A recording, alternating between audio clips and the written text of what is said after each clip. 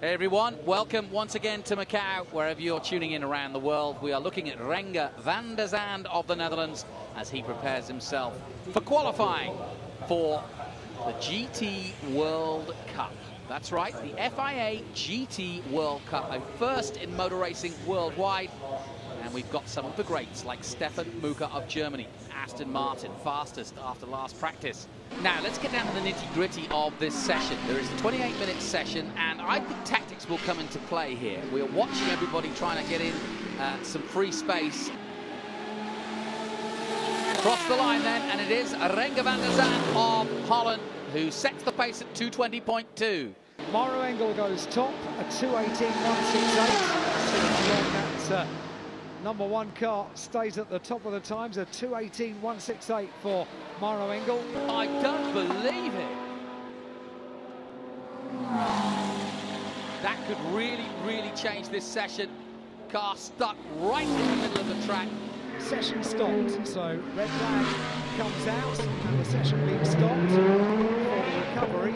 Last year's champion is on track backwards, having set the fastest time. Ironically, it may be good enough, and the conditions may not improve, and the session, once it restarts, may not be as clear and clean. Here we go then. Back to the action, and you saw that Engel was trying to get past the Audi at the start of this lap. Do we get some slipstreaming? Do we get some slingshotting? Do we get a chance to see somebody putting in something quite special? And the first sector's times are in. A 23.1 from Van der Zande, 23.3 from Mortara, 23.3 from Rast. Oh no! Oh mon Dieu! I don't know the German words to describe this, but I can tell you one thing. This is a disaster for AMG and Mercedes-Benz in qualifying in 2015 for the first ever World Cup, because the only two Mercedes in the race are out of qualifying. And watch this as Mortara comes across the line to rub salt in their wounds, and he does so, goes second quickest. Red flag again, but Mortara for a moment, because Rast followed him through and was quicker, but enter Audi, exit Mercedes. Well, look at this. Audi are going out in force. 1, 2, 3 together. So too are McLaren. So I think the question has been answered. Bamba's on his own. He's got Vutakorn behind him. Big off, big crash, nasty crash for Andre Couto of all people. The man at home has just beaten up his own hometown walls and had a massive shunt. No question. And again the red flag comes out, and that has put paid to what would have been an amazingly good lap, I think, for both Rast and Mortara. A massive shunt. Again, here we are. Oh, and he just bounced over. He just hit a bump, didn't he?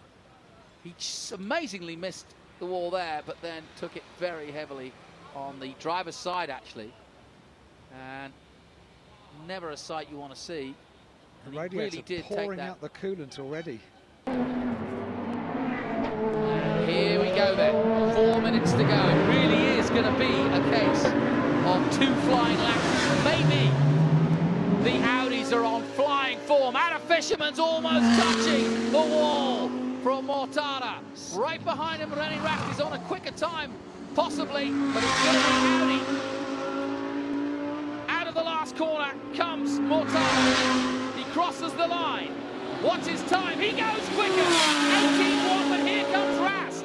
Mücke goes quickest. I do not believe I'm going to say this. Stefan Mücke's gone quicker again at 23.03 in the first sector. Quite phenomenal. We're waiting to see those second sector times. Mortara had slowed right down. That's his game over. But I don't believe Edo will believe that. And I can't believe it. And I'm delighted that it's Stefan. 1:27.36 in the second sector for Stefan Mücke. Not a personal best, not an overall best. Sector number 2. And he crosses the line now in a 2:18.7. Still another handy lap, but some 0.7 of a second. Not as quick as he had been before. Yeah, there you see it, Stefan Mücke with a 2:18.032. Edo Mortara just 0.112 behind. Maro Engel, René Rast of Audi, Renger Venderzand. Zender just not completing, but still making it to 5th place overall.